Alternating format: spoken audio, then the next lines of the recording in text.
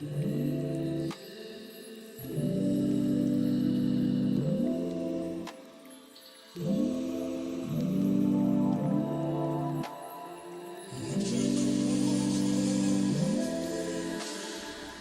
and welcome to yet another video, and in this video I would like to talk about this lens right here. It's the Canon EF-M 22mm f2 STM from Canon, and it's a really nicely well built lens for a really low price, so roughly 180 euros. Could be more expensive or cheaper depending on where you get it from, but overall it's a really nice all-around lens, I find. With that 22mm focal length means that it's roughly 35mm equivalent on full frame, and for those of you who have been following my channel for quite some time will know that I am not a big fan of that 50mm focal length. So a 35 for me is just, it earns as much respect and love from me as much as those who really love 50mm. I personally find 50mm a bit like, it want to be wide but it's not wide, but it want to be tele, it's not tele. That's probably why people call it standard lens or something. I'm not sure. For me it's just a really weird focal length. But 35 for me it's more like a standard all-around focal length to use.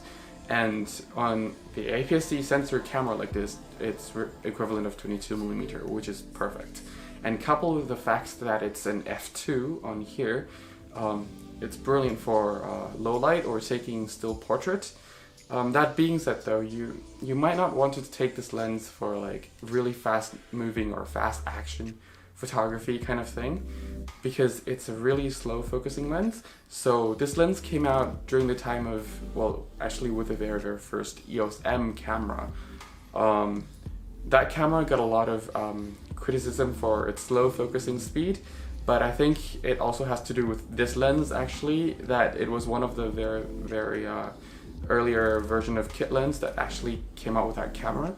So this lens is also not a fast focusing lens. When I compared it to my zoom lens, the 15 to 45mm from Canon, I find that the zoom lens was much faster at focusing than this lens. Sure, that lens had an advantage that it has a higher aperture, meaning it starts from like 3.5, I think. So more things will be in focus than say f2, but there's also more travel distance in f2 than f3.5 for the lens to focus. Couple that with the slow focusing motor, it makes this lens a little bit slower to focus. That being said, you still can photograph some moving objects. Let's say if you're doing street photography and you know, if someone's moving at like a walking speed, not too fast, just a normal walking speed, you will be able to catch that. But just if you're taking pictures of, let's say, someone riding a bike down the street, then chances that you'll catch that shot might be very little. But it also depends on which camera you mount it on, of course, if it has a fast enough focusing system built into the sensor itself. Now, being an EF-M lens means that you cannot really hook an adapter and put it on other cameras yet. Well, by other cameras I mean like other camera brands. But then again, by this time other camera brands that produces mirrorless cameras will probably have their own range of lenses already, so nothing to worry about. Moving on to the build quality. The build quality of this lens is really nice. It's a really nice metally? I don't think it's the word. It's a really nice build quality lens. It's made out of metal, and even the mount itself is metal. This is like from the price range of 180 euros. This is really nice. I think it's an equivalent of like, well, in terms of value for money, it's an equivalent of the 50-1.8 you get with the DSLRs. So when you first get your first DSLR, many people will recommend to get the 50-1.8 because it's sharp and it's a really nice low aperture lens, and it also delivers that f1.8, which is really nice for blurring the background. I would also actually recommend this lens. So after getting your first camera with the kit lens, this lens is definitely the next lens to get. If not, just get it at the very same time as your camera and your kit, simply because it's a lens that it's for all-around lens, and that f2 aperture will give you a really nice blurry background. That being said though, at f2 there is quite a bit of vignetting, but for the modern EOS M cameras like the M3, the M6, the M5, the M10 will have peripheral illumination correction. I'm not sure if the original M and the M2 actually has it. If it doesn't, I'm sure the firmware update is there for the correction.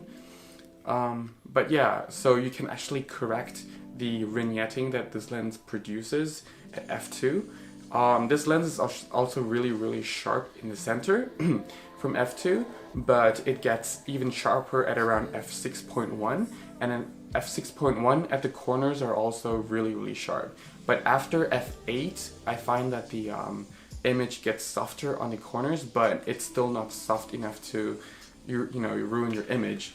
It's very minor, and you can correct it in post.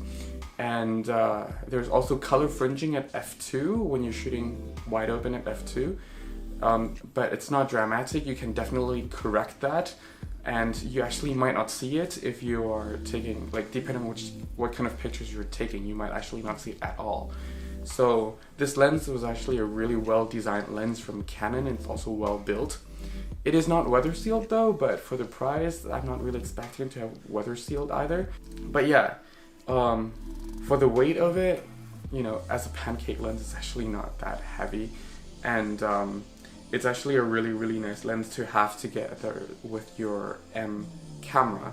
Now moving on to filming, it might not be such a great lens to have for filming. Yes, it does have that STM motor, and if you're using the higher version of Canon EOS M, say the M5, it might actually focus really nicely in video, but it might be a little bit on the slower side, I find.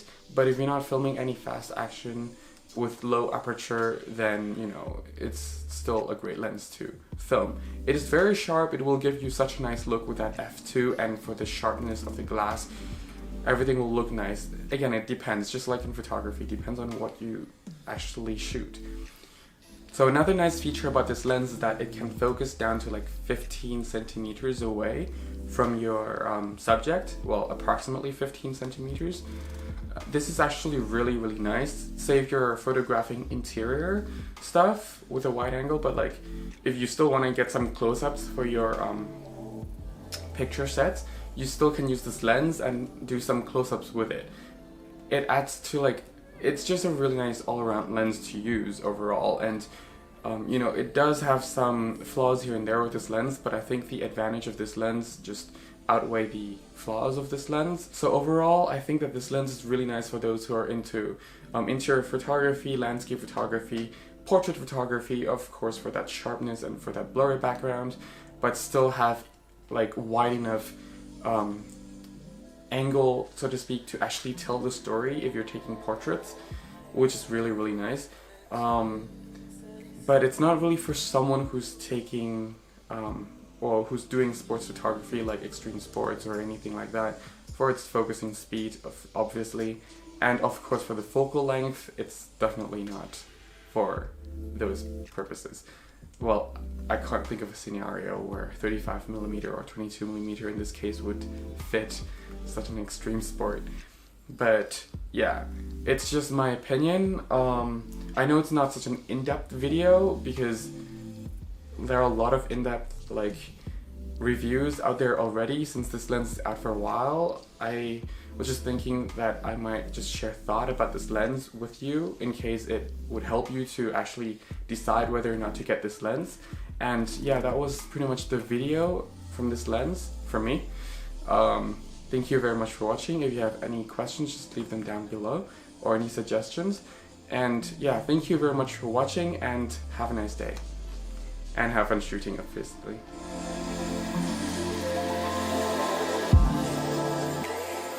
To